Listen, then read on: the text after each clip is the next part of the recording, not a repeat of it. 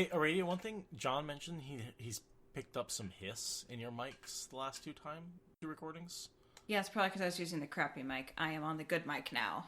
But it won't be there in this or future recordings, or it shouldn't be. If it is, then I do need to hear about it because that would be surprising to me. But it does not surprise me that the last two were bad.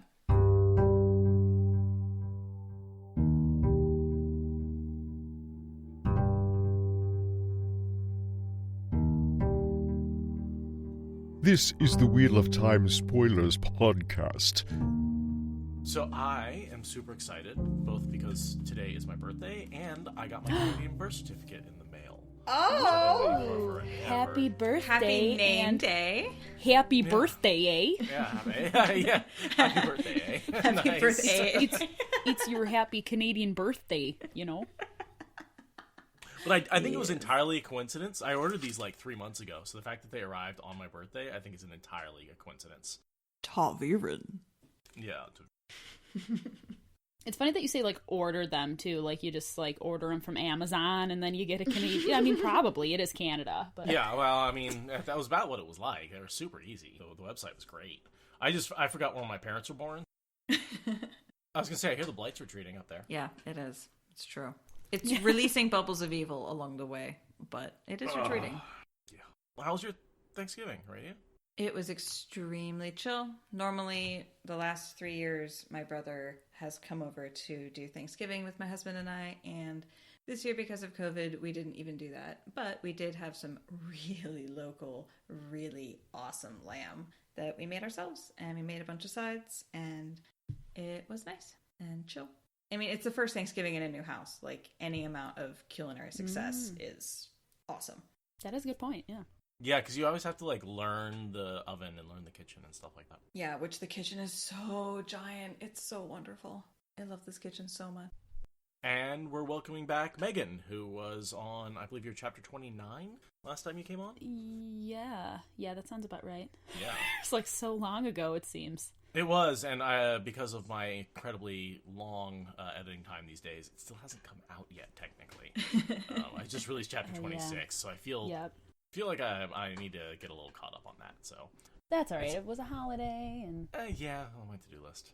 Do you want to give a quick introduction for yourself, just in case people don't remember you from chapter 26? Sure. Yeah, my name is Megan. I'm a Libra. I'm 30 years old. I'm from Buffalo, New York. Do you like long walks on the beach and coffee dates? Would you... No, I'm not a beach person. Okay. Good to know. No, I don't remember. What did I say last time? I started reading Wheel of Time when I was 15 or so, like sophomore in high school. My brother told me to read them, and then ironically he didn't finish reading the books. And I did. Nice. And I bought the books that came out as they did, and he's still working on finishing the books. It's been over 10 years. Wow. That's all right. He's really excited for the show, though, and we... So how do you deal with spoilers, then, if he hasn't finished the books? Well, he was like, well, I Wikipedia'd some stuff just to see, what happened. I was like, okay, fair enough, whatever. And then, when, he was rereading, I was like, wait, did you read this part yet? And he'd be like, oh, yeah. Oh, okay. And then if he didn't read it, I'd just be like, oh, okay, never mind. Not talking about it. Yep. Yeah. Whatever, bro. Brothers are so annoying. Right? No boys allowed. Yeah, well, let's see. That's about to happen. We'll get there. Yeah. Yeah, and I was thinking earlier, the chapter I did last time was Nynaeve, and, she's my girl. Yeah. But the first time I read the books, I think I might have mentioned this last time, the first time I read the books, Egwene was very much my girl because, similar age, she's, the younger girl who, does awesome things. So I was like, oh, wow, this time it's an Egwene chapter. Yay! Do you want to start chapter 35? So, well, yeah. That's a thought. That is definitely a thought. We could possibly Well, I don't know. Does she want to start it? Yeah, so this is chapter 35. This is in the Hall of the Sitters, and this is Egwene having her first raising. This is Salidar politics getting laid out in their most obvious form. There's a lot of really good passages in this chapter, And there is some real cringy material that we are going to attempt to not spend 2.5 hours ranting about. But it's going to be hard because, oh boy, is it cringy and male gazy. You're just going to touch the nip of it, right then? Just Oh, this is the such... round nip. Oh, damn. This is such... The aged round nip. Nonsense! Cannot. All right, PG-13 Ted. It's so bad. Yeah, well, maybe since it's going to be an all nipples out, tits out, absolute nonsense chapter, maybe you should just take your birthday and your maleness and just skedaddle. Yeah. Do I have to? You don't have to, because it is your podcast, but do you really want to sit around while two women discuss how male gazy this chapter is? Not necessarily. This is definitely one where I cannot prove that I qualify to be in. So I think I'm just going to go ahead and let the ladies take over and do a ladies' night. Dun, dun, Oh, yes, it's ladies' night. All right, so yeah, get out of here, and we will attempt to deal with this chapter in a reasonable Should fashion. I say the line? Should I say the line? Say the line. Are there any present save women? Here. All right, I'll go ahead and mute my mic, and we will be just women for the rest of the episode. Just women. Yeah, do you have any, overarching thoughts on this chapter before we dig into the actual text of it? Overarching. I mean, I feel like the whole time Egwene is just like, oh my god, oh my god, oh my god, what's happening, what's happening, what's happening? Like, this isn't happening, what's happening? Like, are they serious? Like, are they really doing this? Oh my god, they're really doing this? And, part of me is like, okay, Egwene, you know you want it. Right.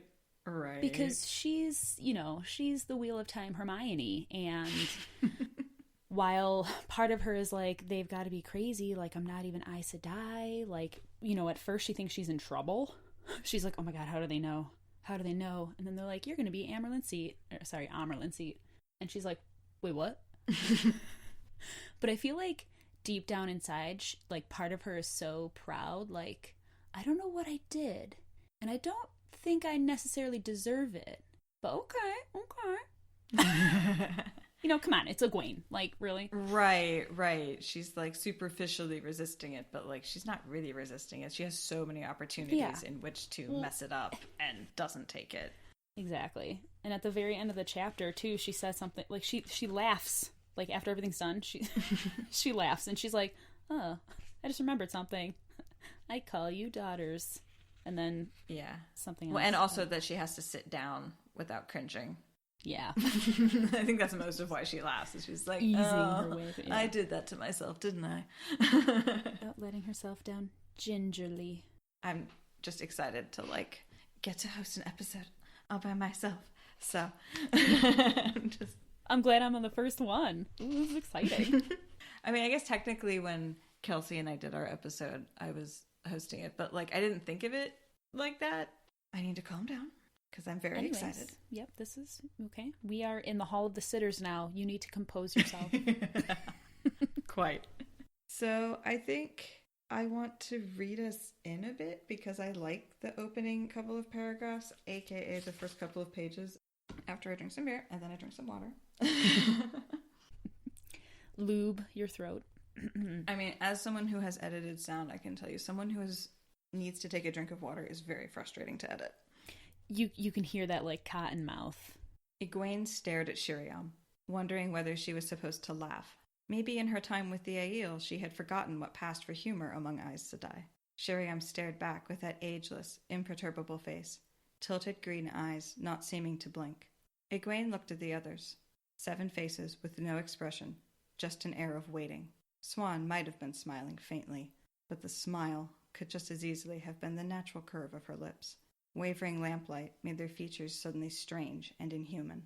Egwene's head felt light, her knees weak. Without thinking, she let herself thump down in the straight-backed chair. She stood right up again, too. That certainly cleared her mind. A little, anyway. I am not even Aes Sedai, she said, breathlessly. That seemed non-committal enough. It had to be some sort of joke.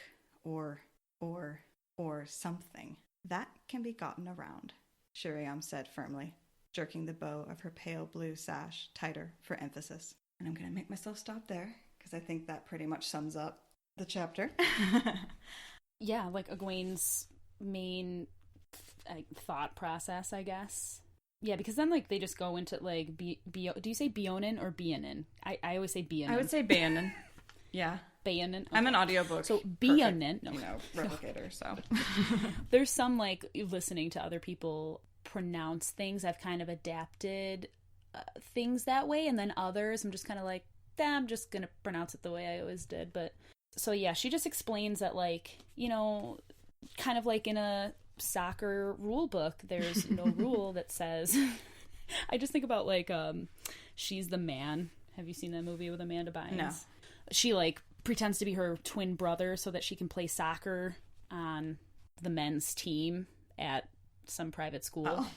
But when they find out that she's a girl, they're like, actually there's no rule that says a girl can't play on the team. So that's what I think of. So, like, there's no rule that says an accepted can't be Amerlin seat.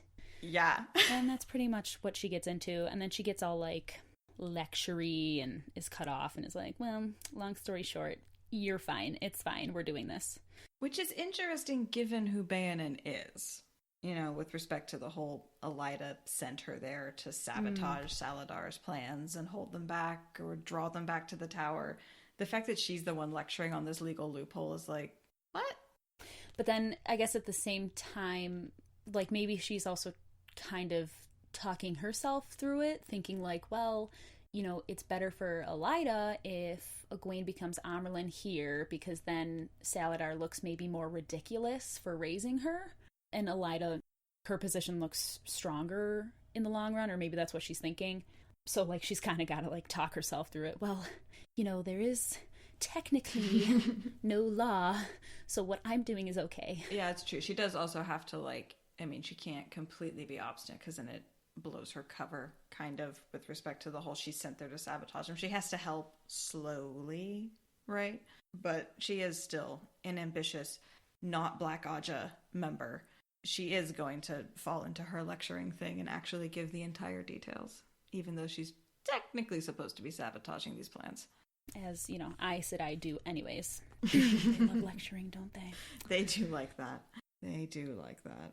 So, yeah, I mean, it's just them explaining to her how, like, yeah, you can be Amerlin, and you're gonna be, so shut up and let us tell you what you gotta do. Yeah. It's an interesting argument about, like, do you have to take into account the framers' intent with the law, or the technical writing of the law, without ever taking Egwene's opinion into it, like, mind you.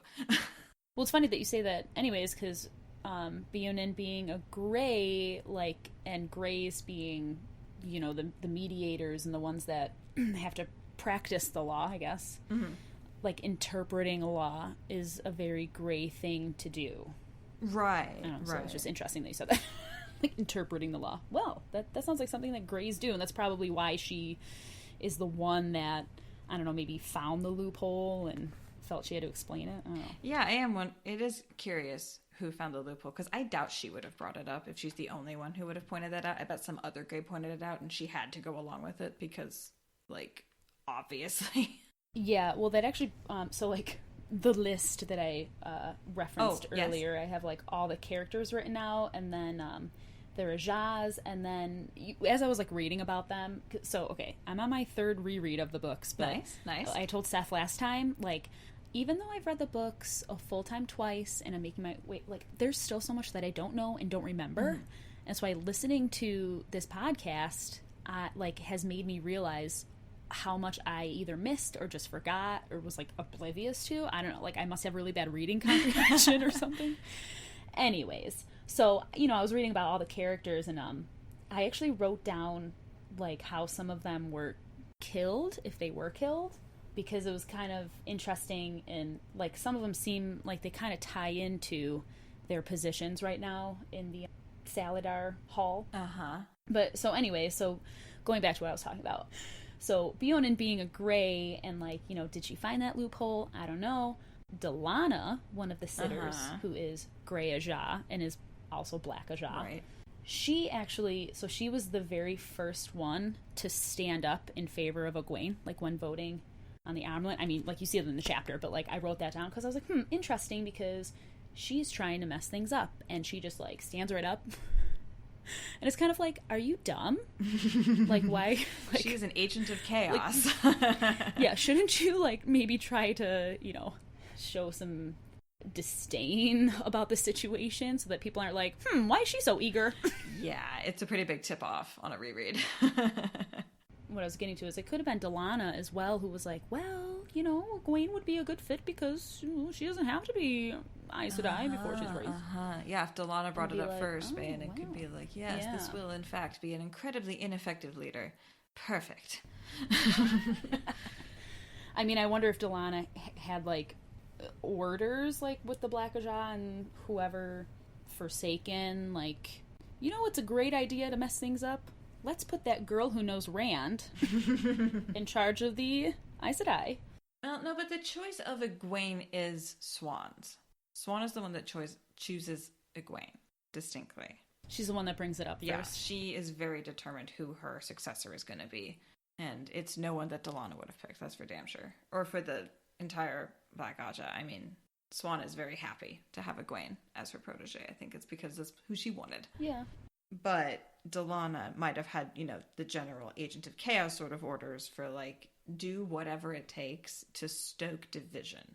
Right, yeah. So, So if she heard, like, Egwene, oh, yeah, that's a great idea. Exactly. Like, it can be a way to keep Ramonda and Lelaine focused on battling each other rather than actually making an effective force of light channelers to battle the Dreadlords when the actual battle comes, right? Like, anything that keeps them divided is, like, she doesn't have to have specific orders, just a general directive. Because chaos, it's easy to manifest.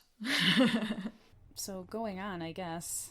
The next thing I had noted was that Swan herself was only 30 when she was raised Amyrlin, because I am currently 30, and I relate much more to, yay, we're age buddies, but I relate much more to Egwene in terms of feeling like a bewildered child just trying to figure out how things work in the first place, rather than, a hard-bitten veteran of a bunch of stuff like Swan is in the books, like we don't really see her early on except for a little bit in New Spring, and even then it's mostly through Maureen's perspective.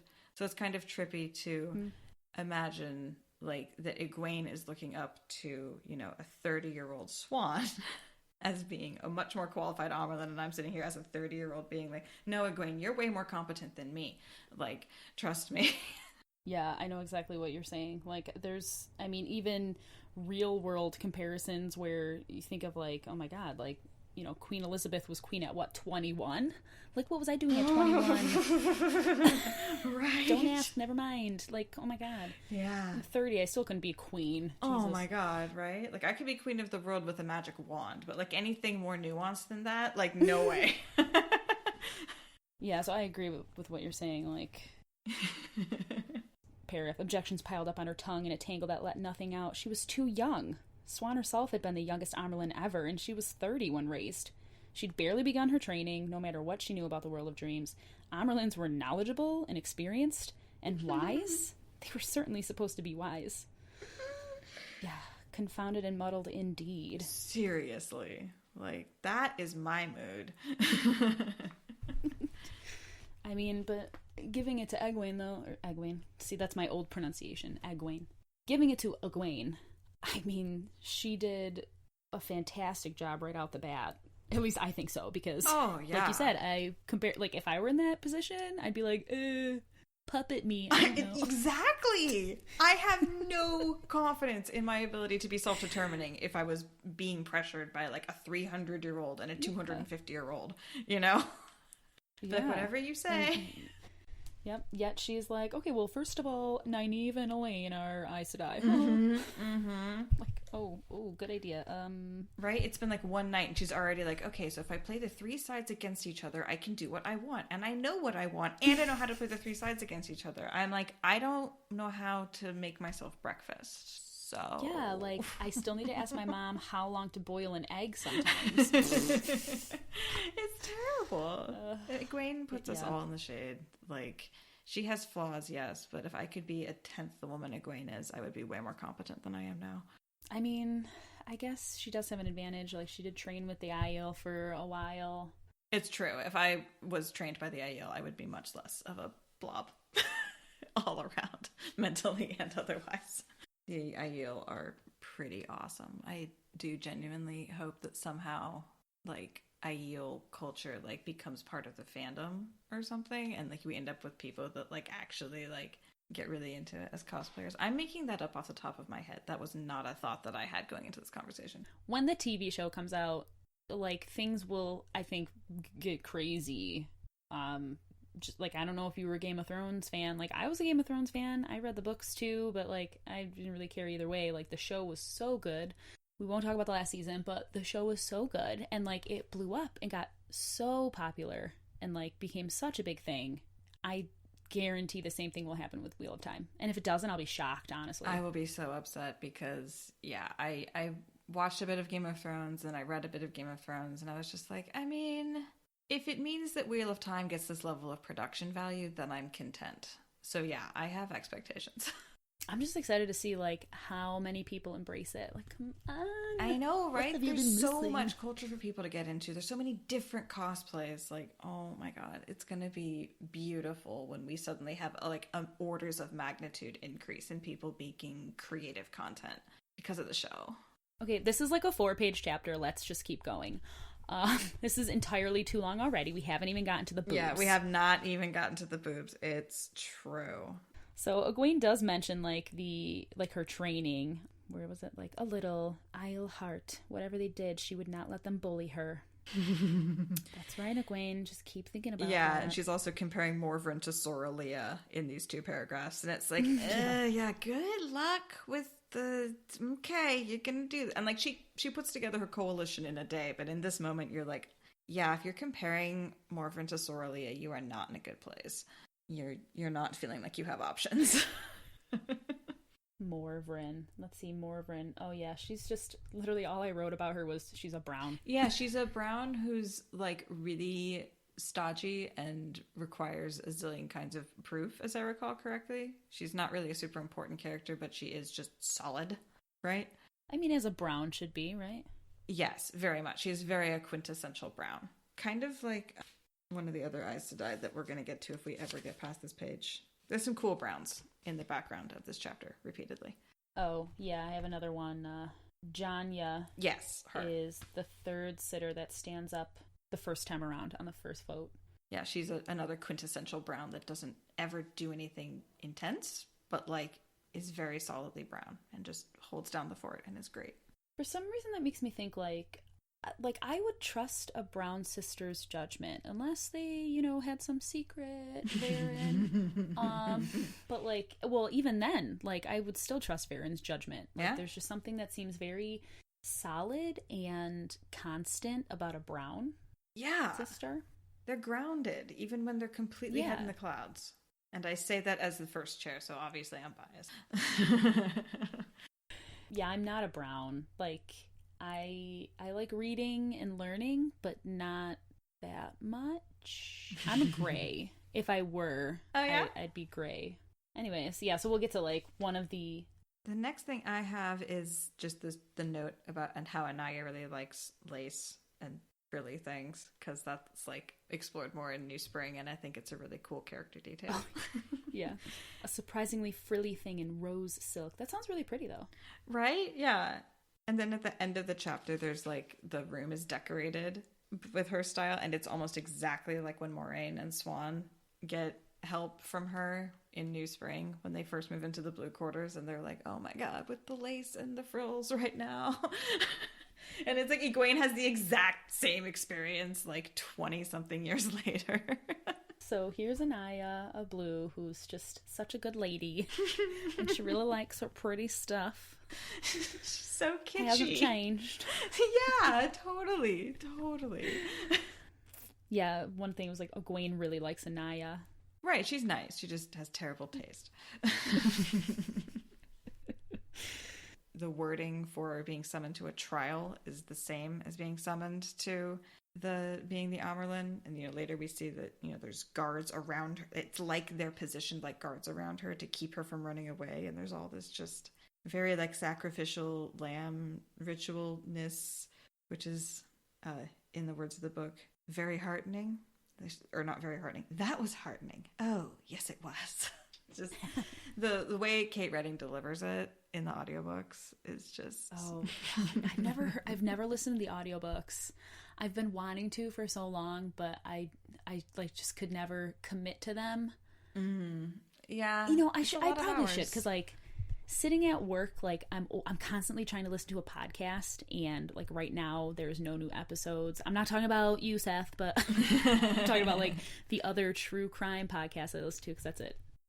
Well, so I should just listen to them. Anyways, yeah, they are wonderful, and Michael and Kate really get into the characters, and this is one of the lines where it just really comes through to 11 and is wonderful. Like some of their voices that come out, I've heard like here and there, like, oh, the voice that they do for this person is great, or like hilarious or unbelievable. Yeah. Okay. It's the emotion that Egwene is feeling is very much embodied in Kate as she's reading this. So I think for Christmas this year, my present to myself then will be the audiobooks, and I'll finally start listening to them. Fancy schmancy. They're only a giant commitment, but yes, I highly recommend. That's why I know the book so well, is because I've been through them a bazillion times via audio. Like, the multitasking factor is the everything for me. Shiriam is smiling because she's a dark friend that likes sowing chaos. Mm-hmm. Egwene consents with silence. We'll help you. Yes, not creepy at all. The summons for trial, it's like the same wording, because like it made me think, if you're summoned to be the Amerlin seat, it's not like, you're being elected as Amerlin seat. Like, you're being told that you're going to be Amerlin. Like, you don't have a choice as Aes Sedai. They're like, well, we think that you would be a good Amerlin seat, so here you come, come on. It's not like, like one of the sitters who's gray. Like, I actually read a lot about her, and she's a pretty interesting character. To make sure that you would be a good, I mean, obviously someone already thinks you would be a good Amerlin seat, but you're on trial in front of everyone else to, assess if you are actually a good choice. Yeah. Well, then even like at the end of the chapter when Egwene was like, what would have happened if like they hadn't voted for me? And they're like, well, you might have gone back as accepted, but that's a stretch. You probably would have been exiled. We definitely would have been. Wait, what? No bigs. Yeah, and Shiriam's like, yeah, we probably all would have been exiled because we stood for you. And she was just like, I'm sorry? Yeah. You what now? Yeah. It's like, you're guilty of not being good enough to be Amerlin seat, so goodbye. It's so trippy. You are the weakest Amerlin seat. Goodbye. Right? And then it's this concept that, like, because she doesn't say no, she's consenting to it, is like, Robert, that's not really the takeaway we should be getting here. What, the Aes Sedai don't care about consent? Come on. I mean, and then okay, I'm going to counter-argument myself. Those who want power should not seek it. Those who should lead should not seek to lead. Egwene very much is not trying to be a leader. So in that sense, this is kind of an excellent chance for us to practice seeing what it looks like when someone is more or less forced into this, kind of forced into leadership. That's kind of what this whole series is about, though. Yeah. No, that's a very good point. Like, and that's the whole basis for Amerlin, right? Like, they don't want to be Amerlin seat. They're not applying for the job, Right, yeah. I mean, Swan gets picked because she breaks a deadlock, and Cadsuane gets picked because she gets cornered. They're like, you're the oldest. You should probably just do it. And Amerlin is the leftover half from the Age of Legends, right? There was Tamerlane was who Luz Theron was, and all of that. So like Amerlin, whoever is Amerlin, is very much literally symbolically the opposite of the dragon. So very appropriate that Egwene have a similar level of lack of agency in being raised to this position, because she has to share that like track with Rand. Yeah, and I don't know if it was you, but someone has talked about this in previous episodes, how Egwene is like the same, like the female version of Rand or something like that. I hate to say female version of Rand, like he's more important, but Right, they're two sides of a very similar journey. And technically he's the savior, but like it would not have happened without her on like a zillion different levels. Yeah, even like you think about her very last moment, like I don't know, I don't want to talk about it, but no, I mean that last line, her last gift is to help him come to terms with his entire purpose as the dragon. It's kind of a big deal. So she's not the female version of Rand. She's a necessary component equal and opposite of what makes him relevant. He needs her to like function for the world. Well, yeah, and even like you were just saying from Age of Legends, Egwene is the Salidar and Rand is the Saidin. Like they're the flame and the fang. Halves of... So it does make sense that she not be given real consent in this, and that lack of consent be a part of her raising, because how else can she be parallel to Rand? I just counter-argued myself. Yay. That made me think of, like, I have written down, so the last episode I told Seth, like, I actually took notes when I read through, and one of my notes on this one was like the reasons that they talk about why Egwene was chosen, and listed in order that I wrote them down. It was like, she wasn't involved in the breaking of the tower, like she wasn't even there, right? She's very strong in the One Power, obviously. Her connection to Rand, like, again, very obvious. Mm-hmm. Okay. Another one was she's young and controllable, or she can be a puppet.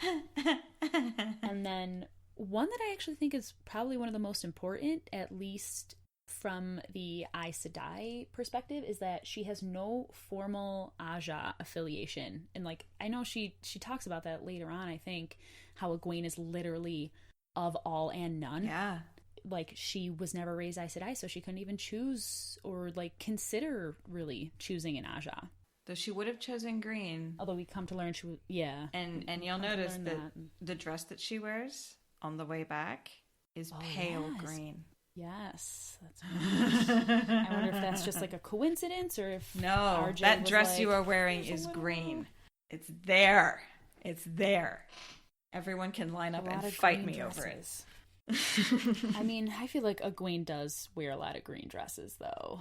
Yeah, and RJ likes to foreshadow and sub hint and stuff with color, and she wears a pale green dress in her brief stint between being an accepted and being, arrested Amerlin, basically. Right. Because they pause the ceremony so she can get a night's rest, and they can get everyone together to finish the ceremony the next morning.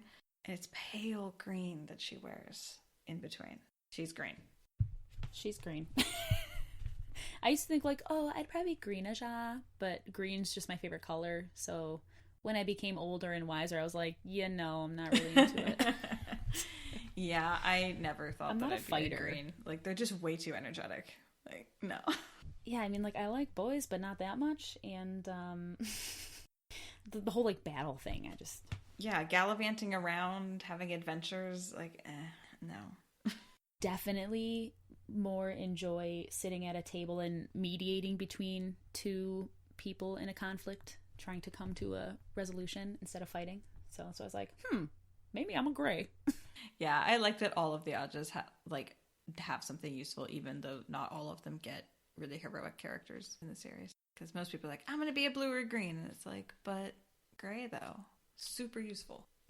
Yeah, like white, too. I feel like white is kind of shat on. Like, a lot of not very good characters are white. Yeah, and it's the smallest Aja, and... Except for Carlinia. Carlinia's white? Oh, she is white. Yes, she is white. Yeah, and she's frustrating on a lot of levels. Not a helpful character a lot of the time. Yikes. Yeah. Say them as you're told. Carlinia snapped. All right, Jesus. Yeah, the whole thing where it's like, the wise ones just will beat you if you don't know. None of this like frantic, repetitive nonsense where you have to like snap at me in order to like iterate your point. I got it, bitch. I got it. Yeah, but as it says, with anyone else but Aes Sedai, she would have said they were nervous. Like, yeah, they are nervous. They're super freaking nervous. They are at the brink of a major career change, so to speak. They're like, we could be exiled for this. Right? Like, I mean, they're already in a rebel camp and doing all this rebel stuff, but like this is really setting the cement and getting well and truly stuck. You know, they're very nervous, and they're making her say it over and over again because they want to go over and over it again, even though she totally doesn't need it. Right. And they also don't realize, like, what training she went through. I'm assuming they don't know that. Not at all. I mean, they know she was with the IU, but not really what that means.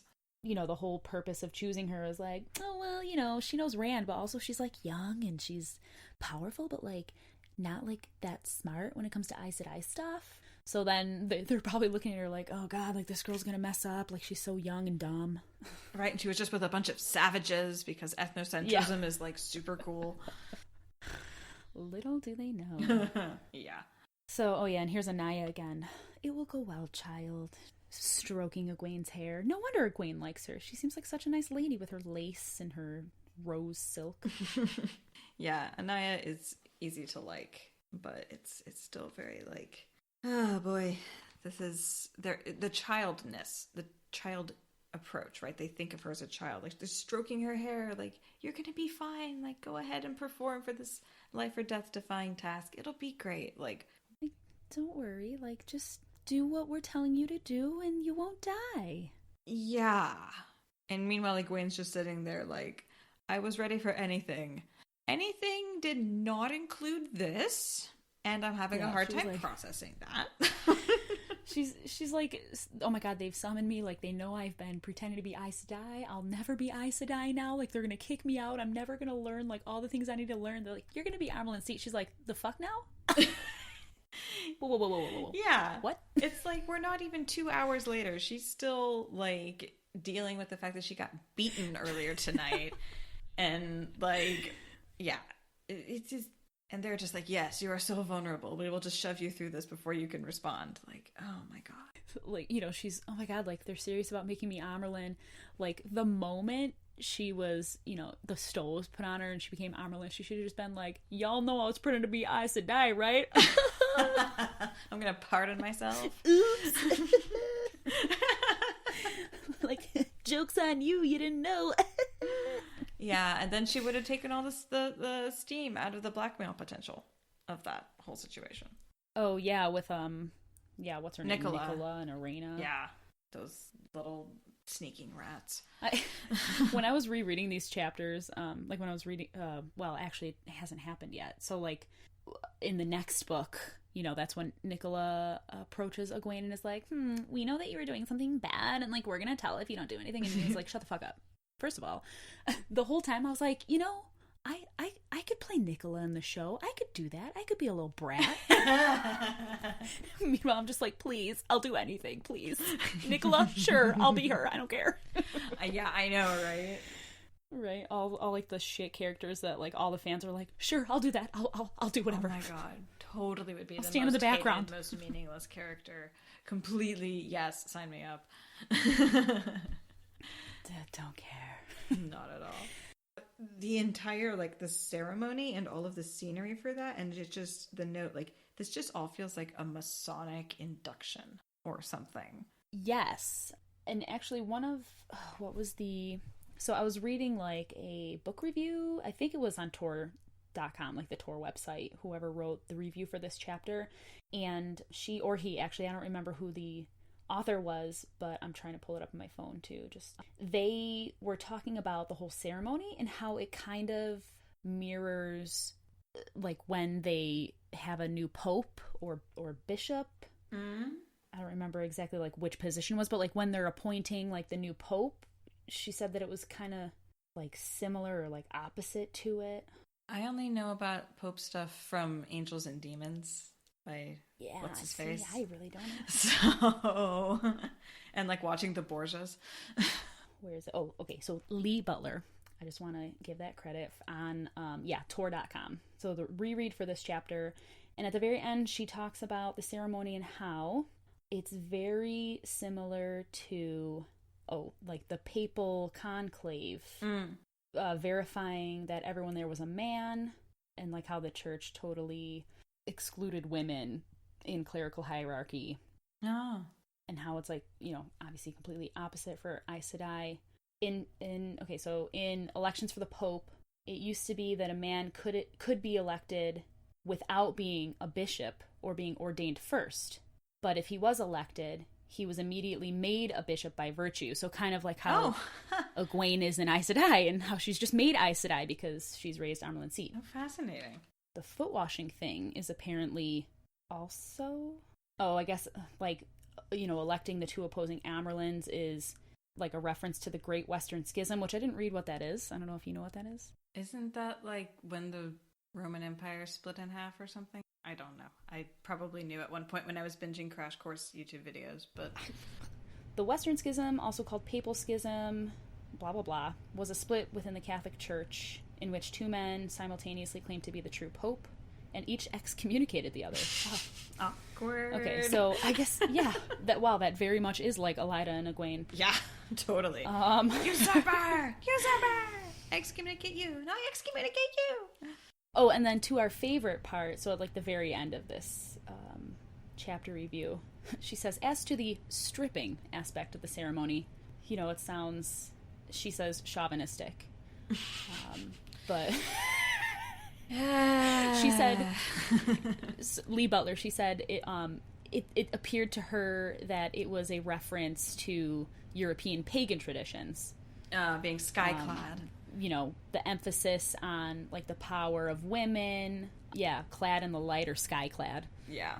I was raised by hippies. I am familiar with this terminology. I wasn't. I did listen to some Lorena McKennitt when I was young because my mom liked her, but wouldn't say that's pagan or anything. Now I just sound like rude, but like the ceremony, how you said it's like very Masonic. Like I just kept thinking about how she wrote that it's kind of in reference to or maybe alludes to like the raising of a pope in the Catholic Church. Yeah. It's just very ceremonial. Like, maybe unnecessary, but knowing Aes Sedai, they're like, well, we can't shirk tradition, ladies. Right, well, and I mean, in theory, you have potentially centuries between doing this. Oh, yeah, true. Yeah, if you raise someone... So they're probably like, you know, we only do it once every 100 or so years. Right. Like, ideally, you know, the period of New Spring was like... you know, really problematic because they had so many different Amyrlins. And there's, like, the Year of the Three Amyrlins that's referenced in the Secret Histories and, like, you know. I mean, even to a tall, heavy chair, the legs and uprights carved in spirals, painted dark yellow in imitation of jilt, right? Gilt. Like it's jilted? No, gilt. Gilt, okay. Whew, I was an English teacher in Korea for 2 years. But to be fair, that's not a word I ever would have taught my students. So, going on. Gilt. Yeah, I was like, guilt? I was like, no, is it jilt? Jilted. Jilted is a different meaning. That would like be with when the J. someone's like jaded, right? Jilted. Yeah, that would be like... oh, the lady was jilted by the man. Right? Yeah. But yeah, that would be J, not G. So this is like gilding, but for some reason it's with a T instead of a D. I guess because gild would be weird. But yeah, like gilding. Or gilded. RJ really liked to me, like, things are made of crystal and they're gilded. And it's like, would you like to be more specific, sir, than gilding? So yes, gilt being a conjugation from gilding. So yeah, I like the symbology of how Egwene feels like it's miles from her to the stole to get across the room, because it's just partially, you know, just disassociating from being completely overwhelmed, and also it's a nice symbolic, like, it is miles. You are way outstripped by the situation that is unfolding in front of you. But, you know, you'll be fine because you're Egwene Alvear, and it'll be fine. And we get some really, like, ceremonial kind of stuff that lets us know that Egwene has had a lot of lessons that we didn't get to see on screen. Like this whole who comes before the Hall of the Tower, like, ritualistic call and response thing. Right. I mean, it's not really that much, like, for her to say, but I'm guessing, like, every single movement and, like, at what point she does said movement while speaking, you know, the specific words. I guess it would be like if anyone like has acted before or like, you know, been in a play, like you rehearse, like maybe not down to like a finger movement, but it would be sometimes like rehearsing, you know, what, like a 15, 20 I guess, yeah, depending Yeah, on, I had a very high energy drama department experience when I was in high school. And yeah, they were intense, those guys. Your finger twitched. Do it again. They were intense. Yeah. So yes, the choreography of this is no doubt down to the finger twitches, for sure. I mean, as we see, it's extremely important that every movement be correct, because there's magic in this ceremony that goes beyond the power, right? Like, ritual is a kind of magic, and this is one of their most sacred and old and intensely important rituals, because they're raising their pope, essentially. Right. And it's been what, like over 20 years since they did this last time? More like 10 years. Definitely remember. Oh yeah, they would definitely remember every finger twitch. Oh yeah, it's very important. I mean, you get this wrong and you're devaluing the majesty of the seat. Yeah, like if it were like 200 years ago the last Amerlin was raised, like maybe they'd forget like what the last finger twitch was, but this was only like 10 years, so yeah, they remember. Very much so. Anyways, so she comes obediently in the light, she comes humbly in the light, and she comes at the summons of the hall, obedient and humble in the light, asking only to accept the will of the hall. And then that was nice. Jinx. Yeah. Are there any present save women? Oh, well, so before we get into the boobs, so this is my girl, Kwamesa. So when I was, researching all of the characters, I was like, oh, this lady is pretty cool. So she's Grey Aja, and she's notably strong in the power. She is the youngest sitter in Salidar. Mm-hmm. Like, she's the youngest sitter there. And then some things of note that, like, she did that I thought were pretty cool. She was one of the Aes Sedai that agreed to the treaty with the Black Tower, like, accepted the offer from Rand to bond all the Ashaman, like the 47 or whatever Ashaman. Mm-hmm. She was, like, super into re-swearing the 3 oaths to prove that she wasn't a Black sister. Mm-hmm.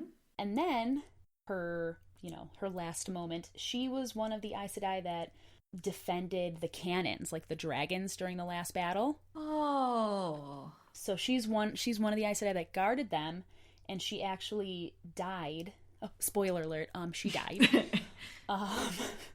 She died when Demandred bale-fired I don't remember if he bale-fired like all the cannons or just the people that were there guarding them, but that's how she died, from Demandred's balefire. Oh, wow. Guarding the cannons during the last battle. That's a seriously badass, like, resume for a Grey. Yeah, I think she might have done, like, I think there might have been some other things that were written in there, like things she did, like, under Egwene's leadership and stuff, but I just wrote down, like, the ones that I thought were the coolest. Mm-hmm. That's awesome. Yeah. So I was like, yeah, Kwamesa, like, she's my girl. Totally. Yeah, she's just like, no, I have very strong opinions and I'm just going to go for it. Yeah, and she's the one that gets to check out everyone's boobs. So moving on.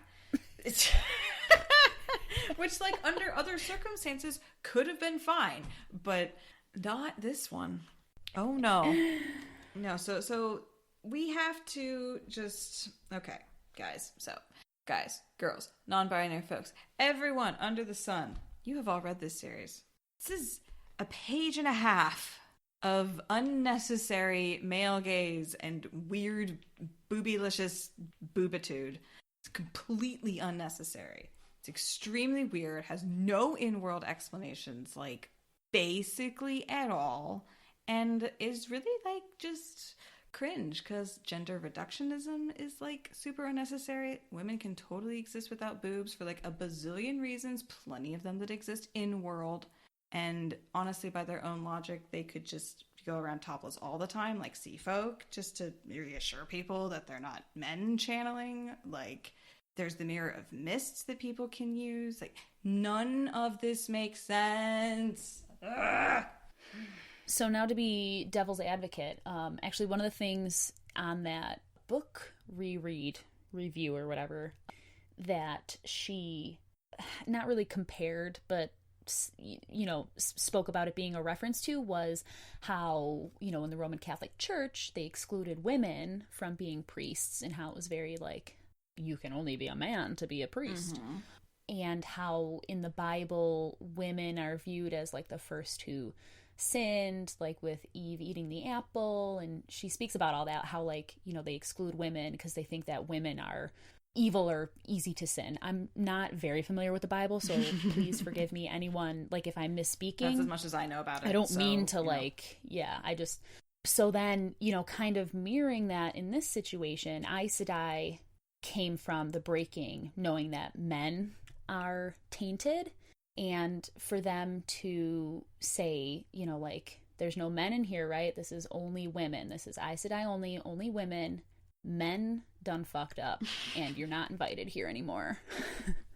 So, like, part of it is like, oh, wow, like, they're getting naked in a fantasy book, like, but at the same time, you know, it's kind of just like Aes Sedai are very mistrusting of men who can channel. I mean, not really men in general, especially since there's no red Aja here at the moment, but just for them to kind of like, you know, prove that you're not a man, because, you know, men are the reason why we're here right now, kind of thing.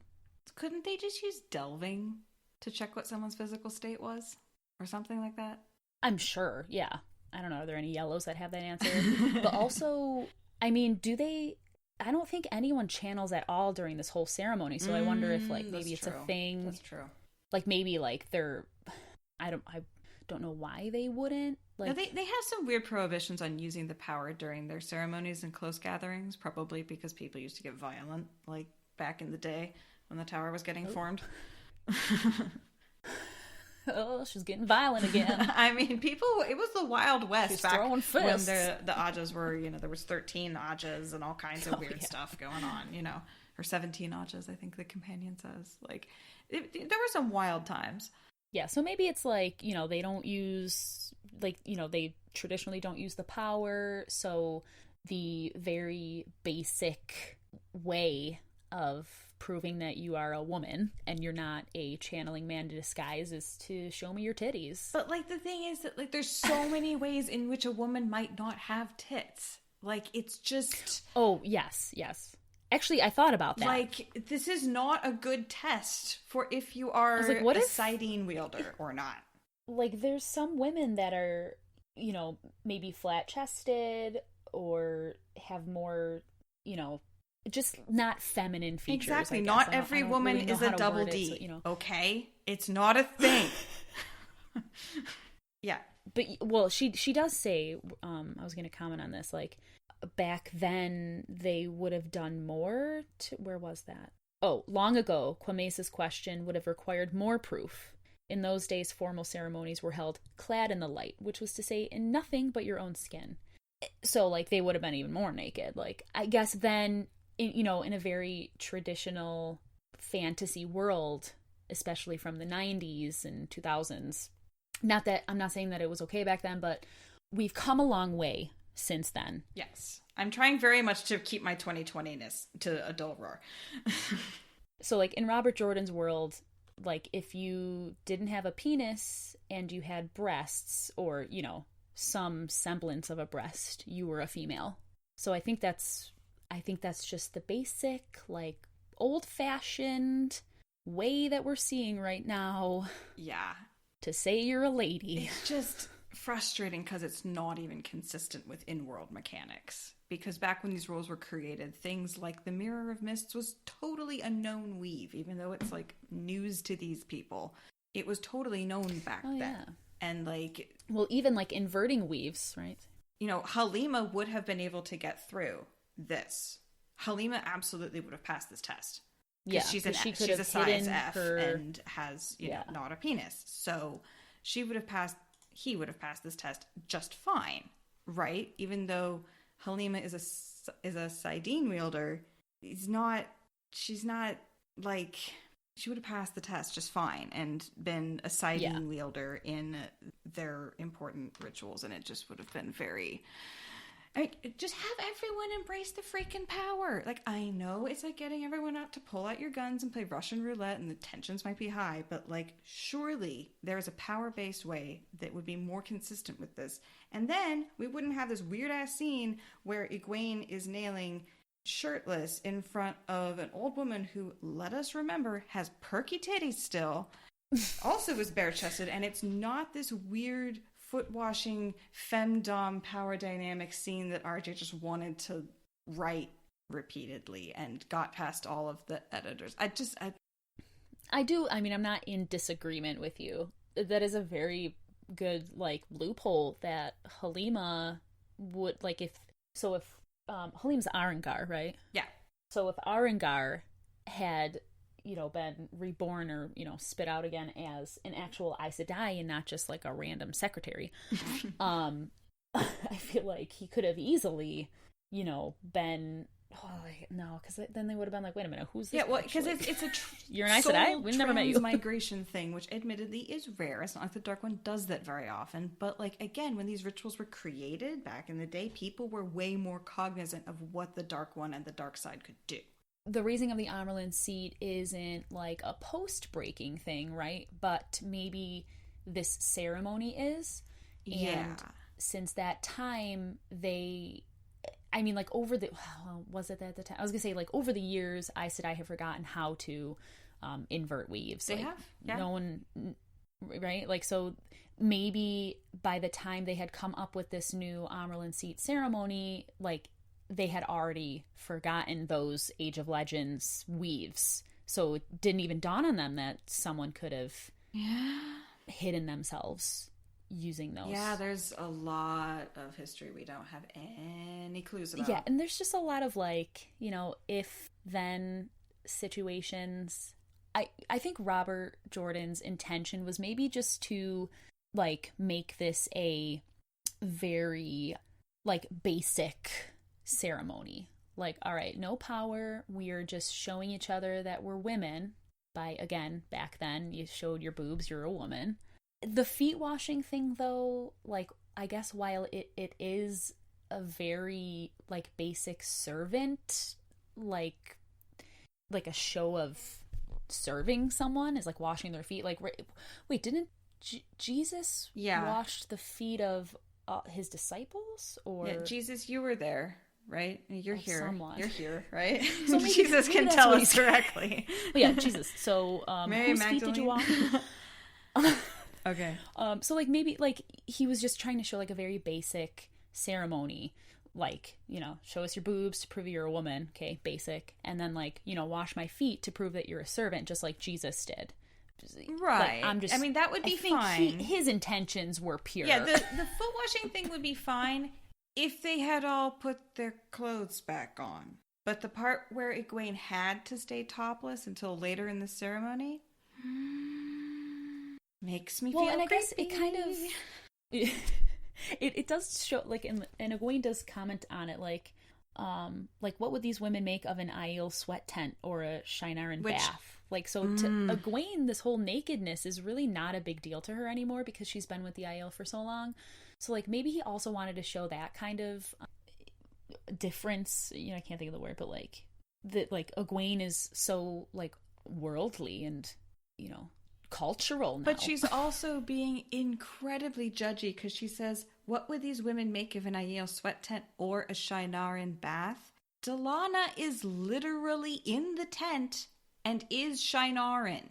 Oh, she's literally Shienaran. I didn't write down their like, well, I didn't write down I their saw that line and I was like, are there any Shienarans in here? Yeah, Delana is in here. Delana is Shienaran. I do see. That's what she would make of a Shienaran bath. She would think it's normal. So, okay, Egwene with the superiority complex, like... Yeah, that is indeed. She's like, well, you know, I was naked all the time with the Aiel, so, like, these ladies were showing their breasts, whatever. Yeah. Take it off. I concede you are making good points, and you're making me feel like an asshole for having such strong opinions, but I'm also going to stand by them. No, and because you're making good and points. It's a complicated thing, and understanding RJ's intention is not simple. I'm not saying it's simple. A good, like, healthy argument, or not, like, argument, but, you know, like, seeing both sides of an argument, I think is, again, probably why I would be Grey Aga, but... Fair. I mean, but he does go on saying, Romanda says the thing. She sat erect. Really? You had to say that she sat erect? Was she standing? Mm. Was she sitting up straight? Mm-hmm. She sat straight. But no, it's erect. Supremely dignified. At attention, one might say. She sat erect and supremely dignified, her plump bosom remaining bare. I need some ear bleach. That's how it was intended to be read.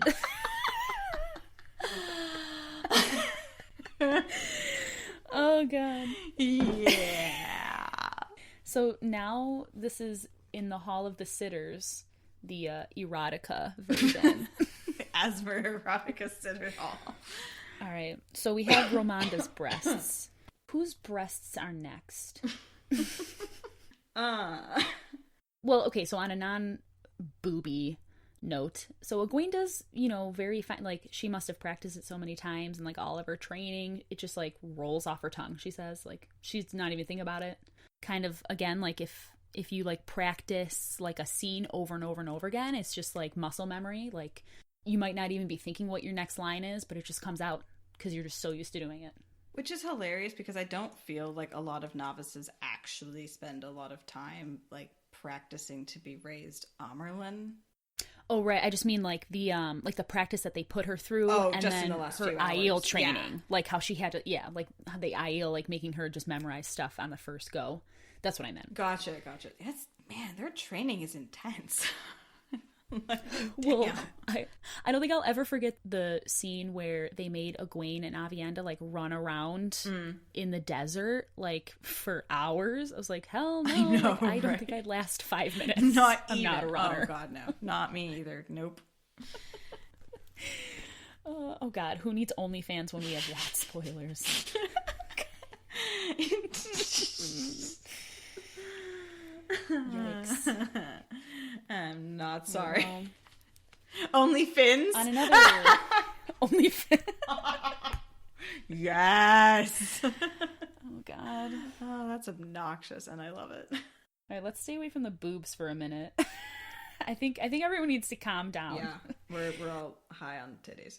So we've got more of this call and response stuff, or... Yes, where she's just, like, rolling through the motions. I do have a question, though. A sentence just stood out to me that I feel like I didn't understand when I read it, and now I'm looking at it. I have no idea what it means. So, Egwene, she could still stop this idiocy. She couldn't possibly be up to actually... And then she's in the Amerlin seat, if it pleases the Hall of the Tower. Her breath froze. Too late for turning back now. Maybe it had been too late in the heart of the stone. Was that, like... Oh, she's talking about, like, when she traveled there in Tel Arenriad and met them there? I think when they summoned her. She's thinking that the second they summoned her. But I was thinking... Oh, okay.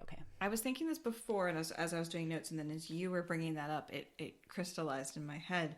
This feels like Ta'Veren tugging. The way that it comes out of her, like, it's always... Like you said at the beginning, she always would have done this, right? Like, this is Egwene. Of course she's going to take the opportunity. But Rand was there when she got summoned. Rand was literally there in the flesh, in the dream, when she got summoned. And that's how he knows where she's going, and they got the map and all of that. Or he got to see the GIS that Swan made, basically, which was awesome. I love Swan for that. And this the way that it comes out almost against her will. Like, not against her will, but, like, her breath froze. She's not even thinking about it. Right, it's just coming out. And it feels to me like Rand just has that slight gravitational attraction that makes this thing that was already super likely, right? This is not a 1 in a million sort of thing. Egwene probably would have done this without his help, but he was there in the flesh when she got summoned. It was too late in the heart of the stone, I think, to go to the line that you were asking about. Yeah, I actually had forgotten that he was there.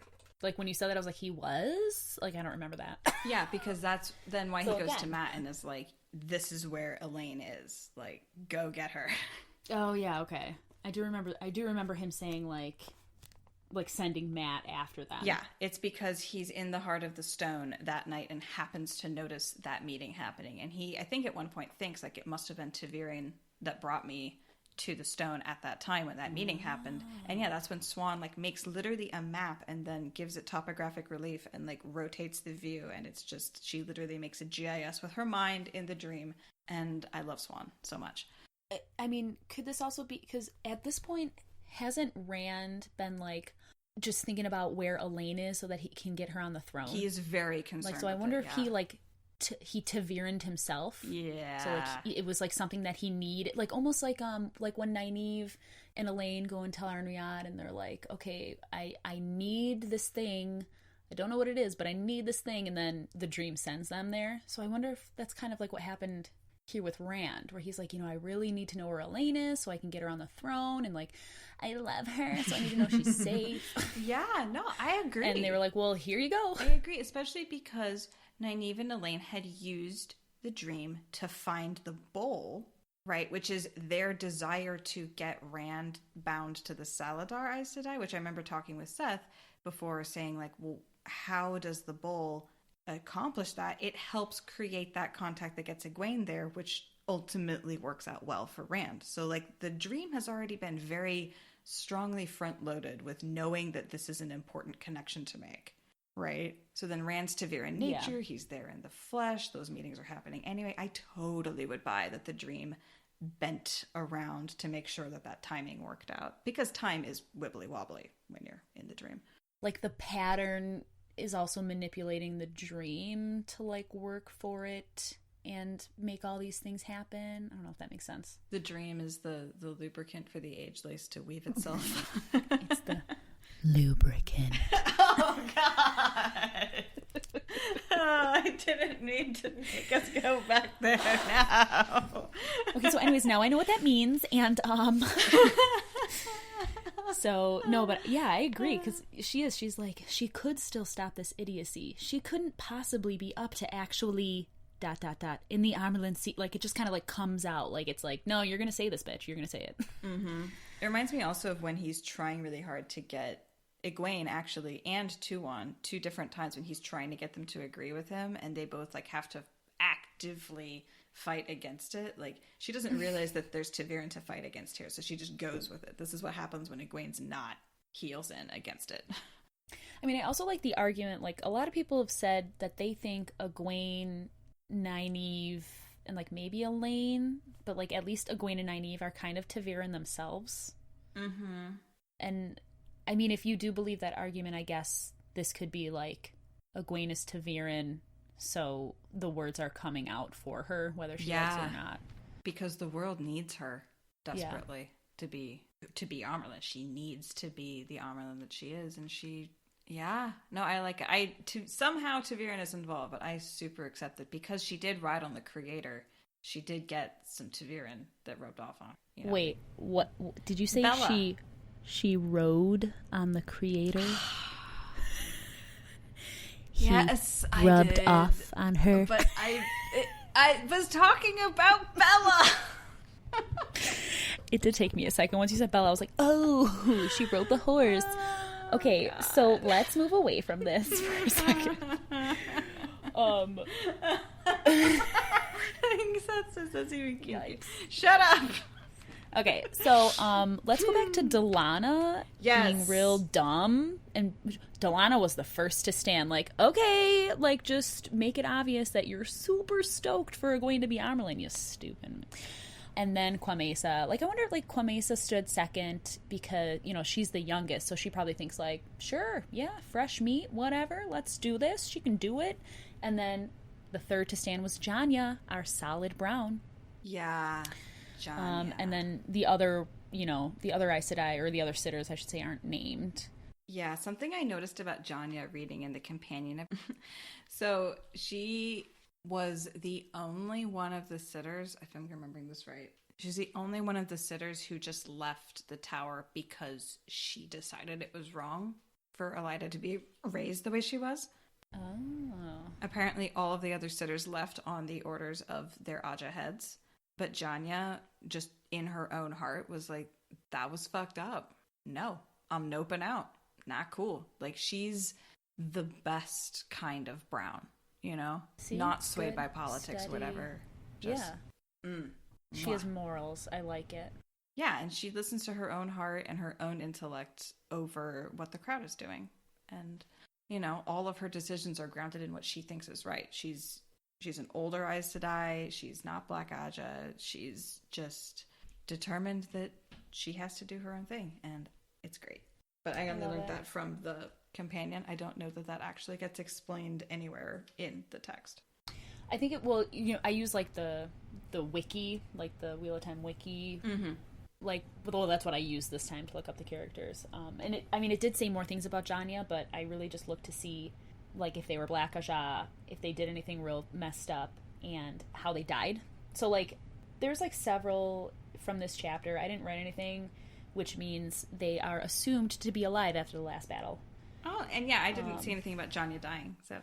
No, yeah, and I think it just said, like, it's assumed that she survived the last battle. I think that's all it said. Whereas, like, it said about some other ones, like, I think it might have said about, like, Morel, that, like, it was assumed that she fought in the last battle and survived. I don't remember if it said that about Janya, but yeah, I feel like that's not that relevant.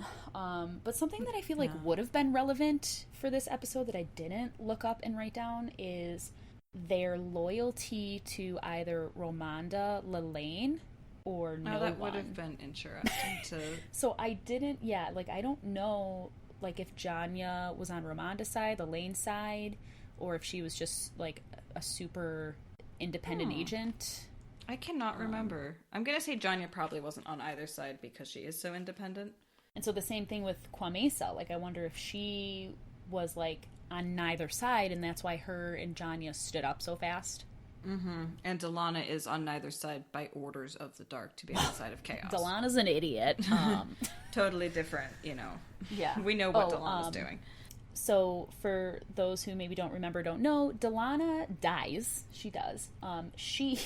This was an interesting story. I just wrote down, like, how it happened. But apparently towards the end, like, during Natram's Barrow, like, you know, during the last battle, she is with Graendal and Arengar, and yeah, technically before the last battle, but yeah. Oh, was it? Okay. Yeah. So for whatever reason, Graendal, like, I don't remember what it said, tied or, like, not bonded, but yeah, like, she ties them up and leaves them to die. Oh, she literally ties them up with air.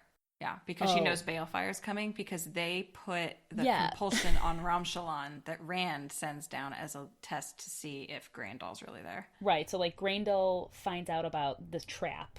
But, like, the way I read it, it sounded like Delana was, like, tied to... Or maybe that's what... Okay, so her and Arengar were tied together, you said? Yeah, well, because they both put the compulsion on the dude, so they both had to be... killed, like, by Balefire. Yeah, so but I read it as, like, they were tied, like, she was tied to her, like not bonded, but, like, yeah, well, they're bound side by side. I mean, it's pretty close. Literally tied. No, Megan, like, tied with air rope. But anyways, she's Balefired. Bye. Yeah, she's a very unhappy Aes Sedai dark friend long before that, but yes, she gets Balefired by extreme Darth Rand. Yikes. Yep. Bye.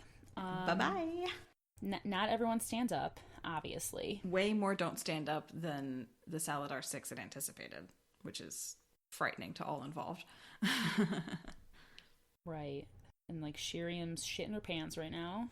Basically. Ramonda and Lelaine are both equally naked because that's important to show power. It's a power move. Mm-hmm. We're not sure about the state of Lelaine's bosom status, but it is naked. So, you know. Yes, bare chest. So Egwene gets on her knees. Oh, in front of Samalin. So Samalin is a green sitter. And kind of interesting note, she, like, the second time they vote for Egwene, like, after she washes their feet, she's the second one to stand up. Well, you'll notice here that Morel is looking angry at this point, because the four, they come with Egwene to help her do the foot washing thing, and Morel is angry for some reason. It's because she's the Captain General of the Green. Oh, yeah. And so she's staring daggers at one of her subordinates who's not clearly going with what the Captain General wants, I think. So I think that's why she stands up, is because she's like, oh, Captain General looked at me like... Didn't pick up on that. Yeah, I... Better fucking stand up, bitch. Like, for some reason, I'm like, what is that reason? Oh, right, of course, Morel's Captain General. Duh. And Bambi, the Captain General of the What Spoilers Discord, is agreeing that is precisely what's happening. So. All right, yeah, that makes so much sense now. Oh, so Malind had already stood up at this point. Malind stood up the first time, it says. Oh, okay. She was one of those who had stood, but her feet were bare too, so she was expecting her feet to be washed. They all anticipated this. Yes, yeah, they're flexing all like, of power. She gonna wash our feet. We're gonna get a feet wash. We're gonna get a pedicure out of this ceremony, right? Like, hey, so emergency pedicure time. For political reasons, we all need pedicures. What is this Real Housewife nonsense? So Malind had stood, and then Samalin hadn't. And she asks them all to please allow me to serve, which is, it gets inverted when she actually gets raised, because then they all ask her, please allow me to serve, the same exact phrase. So she goes from being the lowest ranked person in the room to the highest ranked person in the course of this ceremony with that exact wording. Yeah, but I guess it also kind of shows how, like, the Amerlin seat isn't, a power head. She is there to serve the Aes Sedai and, for the better of everyone, while the Aes Sedai are also there to serve the Amerlin and all the Aes Sedai. Like, they're all serving each other. There's lots of serving. Servants of all. Servants of all, yep. I think that's probably the meaning behind that. Like, Yeah. Even though I'll be the Amerlin seat, I will serve you. It is my job to serve you and all. Right. Like, I am first among equals. We serve the world by serving each other. #idealism. Yeah, very much so. Yeah, so once again, Delana was first to rise. Hello, can you cool your... Jesus. I know, right? Cool your jets. And then I guess, yeah, but Samalin was right behind her this time. So you're probably right. Morel was like, stand your ass up. I have a penance just waiting with your name on it. No one sprang to her feet, but they stood, taking their leisurely old time, pulling up their bodices. And yeah, we have Lelaine blinks first between Lelaine and Ramonda. Lelaine blinks first, and then Ramonda accepts the draw, basically, between the two of them. Because Ramonda's older? I don't remember which one is stronger. They're very evenly matched in every general capacity. That's part of why they struggle so long, is because there isn't really an obvious leader between them. And in all of those metrics that they use to judge each other, it all balances out. But I think the reason that they back off is because they think that they have a better chance of toppling Elida manipulating Egwene than they do fighting with each other. But it's a near thing. Well, we'll get to that later, right? Oh, yeah. I mean, they're so wrong, but it's definitely a matter of, like, they're just staring at each other, not even thinking about any of the rest of it. It's all about them. And then Lelaine blinks first, and they kind of shelve it for the time being and move on to their next plan, which is to try to become Keeper, which gets thwarted in the next chapter. So our last mention of breasts is thank goodness. Egwene's own. Yeah, finally. She was so conscious of the sweat running down between her breasts and along her ribs. Sweaty boobs. They were just staring at her for so long. That's what I think about when people stare at me. I'm like, oh man, the sweat between my breasts. I mean, to be fair, sometimes, like, when you're sweating, it can be very tickly when it's going down your ribs. Like, that happens. No, I'm not saying that I'm not aware when that happens, but it's not really the first thing I'm thinking of. Yeah. It's just... unnecessary detail, Robert. Unnecessary. But, Aes Sedai sweating, there's a whole lot about, being mature enough to not sweat. Good so point. I guess we might as well add that to the boob situation. But well, maybe this is like, well, Egwene, this is the last time you're going to sweat. Ever. I mean, I think it might get mentioned in the next chapter, but yeah, this is one of the last times. Sure. Just like a little, Just a little bit. Yeah, so now she's the Amerlin seat. And then she laughs because not only does she get to call all these old women daughters, she has to sit down as though she wasn't beaten senseless less than 12 hours ago. And what is it, the phrase here? Egwene Alvir, the Watcher of the Seals, the Flame of Tarvalon, the Amerlin seat, managed to sit in that hard wooden chair without letting herself down gingerly, and without wincing. She considered both triumphs of will. I mean, listen, I've never been, like, spanked or whipped so bad where it hurt to sit down, but I can imagine what it feels like. Like, have you ever, like, worked out real hard and your butt's sore? Yeah, or when you get really excited to go on a bike ride for the first time in 8 months and all of your biking muscles and biking calluses are completely gone. Ow. Or horseback riding when it's been, like, 10 years since the last time you were on a horse. Oh, see, yeah. That's fun. I'm not a big bike rider, so I haven't I haven't rode so much where I experienced that. And then I've only rode a horse like a couple times in my life, unfortunately. I love horses. I haven't ridden them very often, but a few times that I rode them were very long duration things, and then you had to do it again the next day. I was like, oh, the soreness. Yeah, well, they talk about that in these books too. They're like, from all the riding yesterday. Like, yeah, that to me rings very getting true. Back on top of the horse. What is it called? Saddle soreness, yeah. Because it's like your legs are all super far apart and you feel like you still have a horse between your legs as you're like trying to walk around because all your muscles are all warped out of shape. It's just like, yeah, I feel really bad for the sea folk for all those scenes because it's really relatable. So, yeah. Then we have a very papal sort of thing with the ring kissing, right? That's super papal. Oh, yes. Yep. More of this stuff about how they're in age order. Yeah, so Romanda and Lelaine, like, is it because they're the last two to stand up that they do that thing with her ring? I don't know. Like, so it says, like, Lelaine removed Egwene's great serpent ring from her left hand and gave it to Romanda, who slipped it onto Egwene's right. And, like, they also, like, they walk her up to the chair or whatever. Yeah, I wasn't quite sure why the two of them got that. I'm guessing it's just because they're both the alpha dogs in the situation and nobody else is going to even dare get that close. I don't know. I'm not quite sure. Okay, so I kept thinking Lelaine wasn't as old as Romanda, but I mean, it says, like, you know, how they're lining up in line of age. Lelaine and Janya were just ahead of Romanda. So I wonder if it goes, like, Lelaine and then Romanda, and that's what, since they're the two oldest, they do that? I think so, yeah. They're really, really close in age and traditionalism. I mean, they're two sides of the same coin, really. Probably the show will consolidate them into one character because, like, they're just basically two versions of the same person. Sorry to any Lelaine or Romanda lovers out there. I mean, no. I find them both incredibly frustrating. Yeah, I mean, they really just add to this conflict in Salidar, which is fine, but can we all just get along? Yeah, I mean, they both mean well, but they're both really ambitious. So it's like... They're both Slytherin. Yeah, very much. Like, they're not, shadow, I'm ambitious. I'm a Slytherin.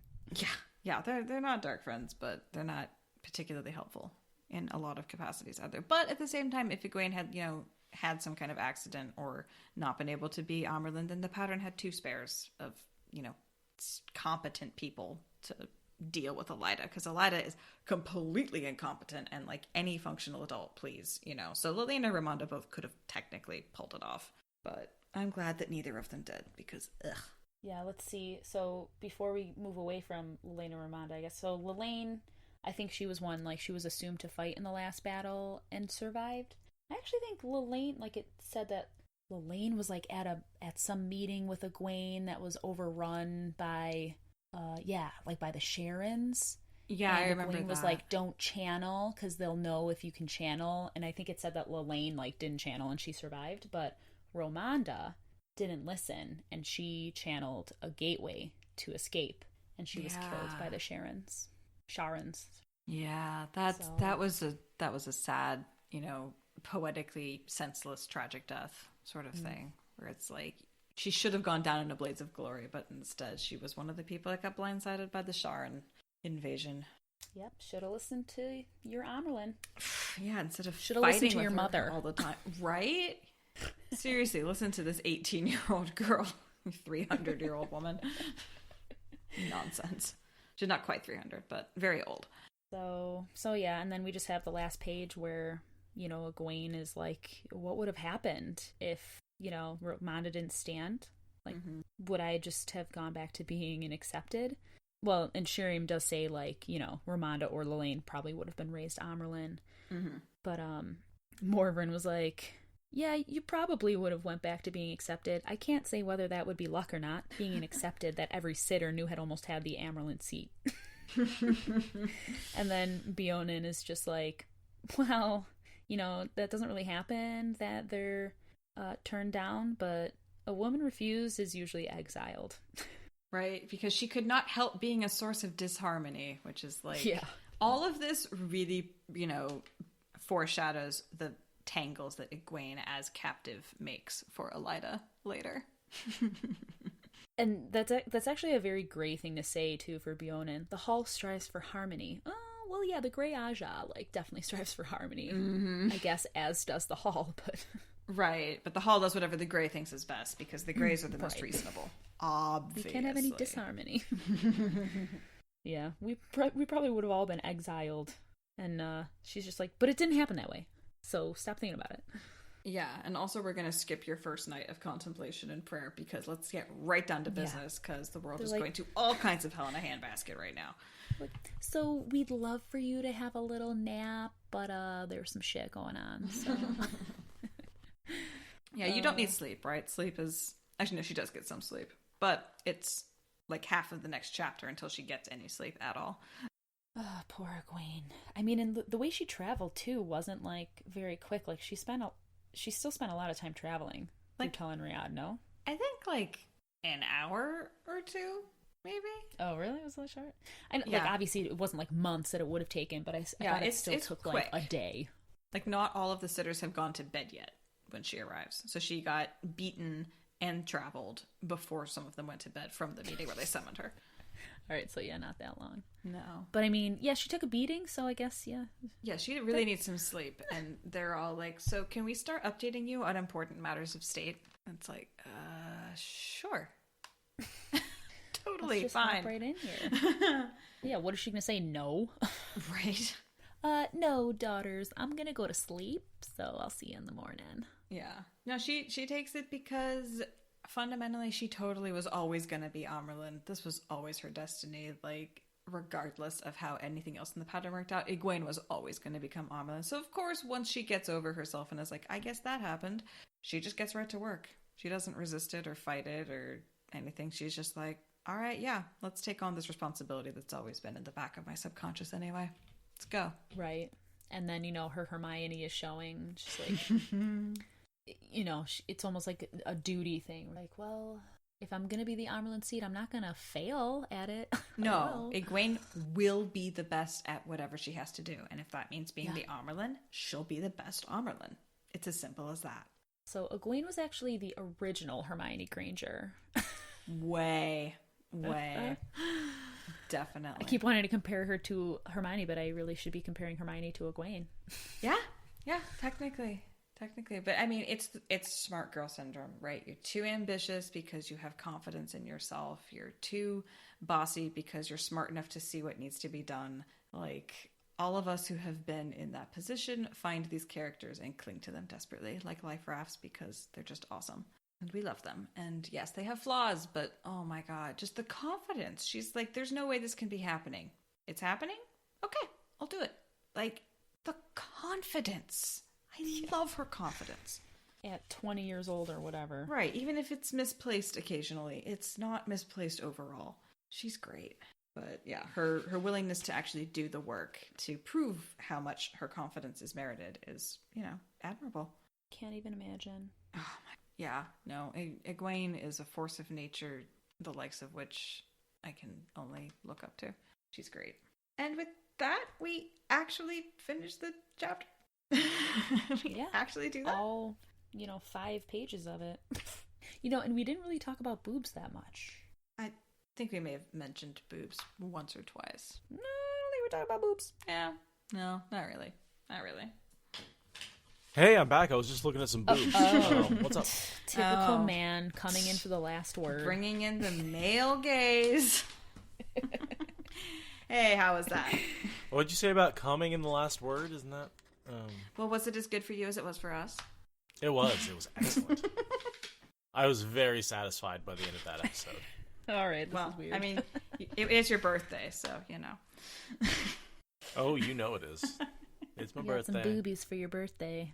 That's going to be a great episode. Is there anything? I really had nothing to add to that. I really am just. Yeah, that was a really, really fun discussion, Megan. Thank you for providing all that really fun pushback and commentary, and I really enjoyed that conversation.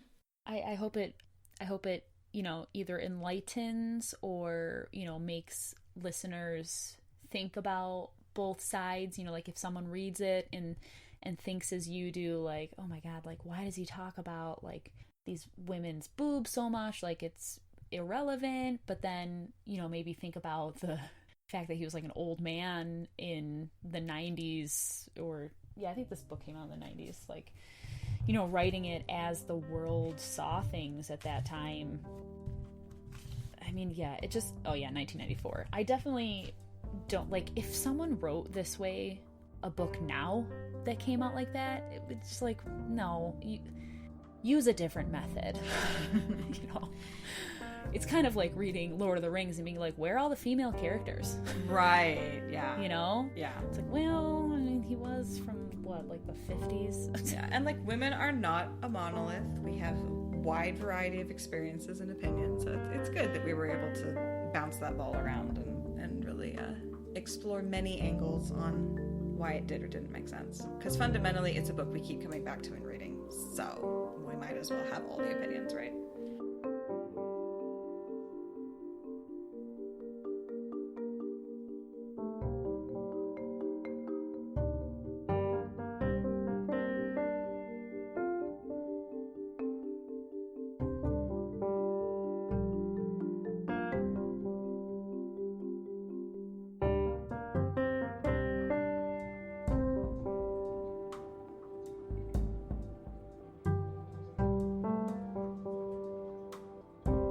Right? Yeah, I was thinking that, like, I have not actually talked to Megan, like, in live, but we've also interacted in, like, at least 2 different Discord servers, like, in general for months. So, like...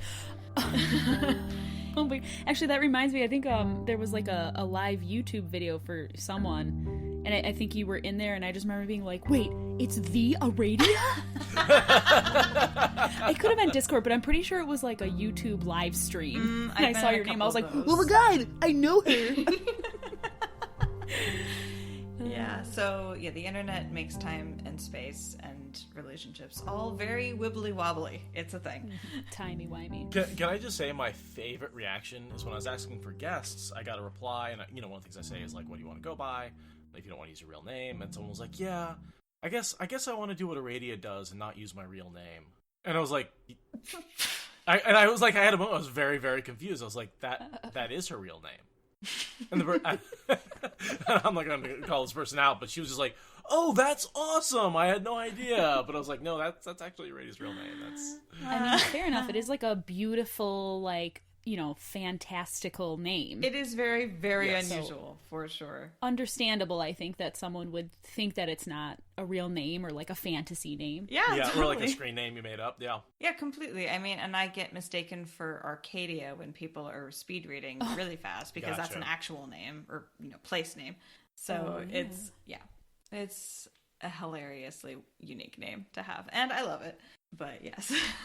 It is, in fact, my real name. Oh, yeah, see. Oh, Chuck M, that's your stage name.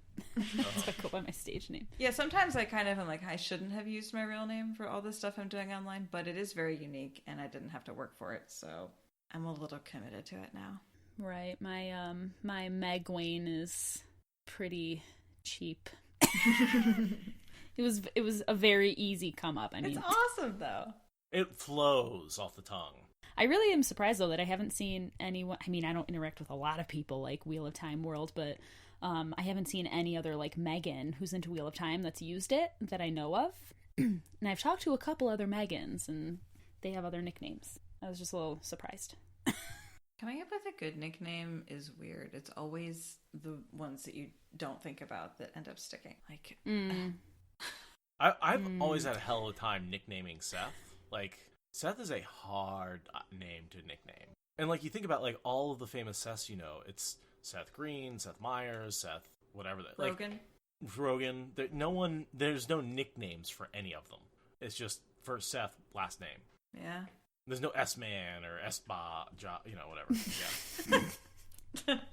Well, maybe there shouldn't S-Man. be. I mean... All right, well, you just asked for a new nickname and you got it. Seth Man. It's your birthday. I mean, we can do whatever you want, Seth Man. I am Seth Man. I have the power of one Seth. Sethany. I've heard that one before. I'm trying to think of what other names sound like that, but are longer. Sethanon? Yeah, like Jonathan. Sethanin.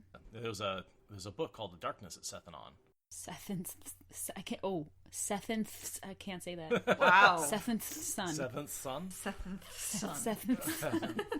See, you're stumbling on the real problem with the name Seth. It has both a soft beginning and a soft end with a vowel in the middle. And so at no point during the word Seth is there anything hard, and it makes it very difficult to nickname it. I just feel like I'm speaking parcel tongue. Seventh. Yeah. Can't Exactly. Yeah. Except, like, replace that with aw, theft. The Mike Tyson gif, yeah. Actually, I mean, you might get some people thinking it's a Harry Potter thing, like, oh my god, is it they're speaking to snakes? Cephaltongue? The Seth Whisperer. Thank you for listening to the Wheel of Time Spoilers podcast. Rate us in the Apple Podcast app or support us on Patreon. Is that good enough?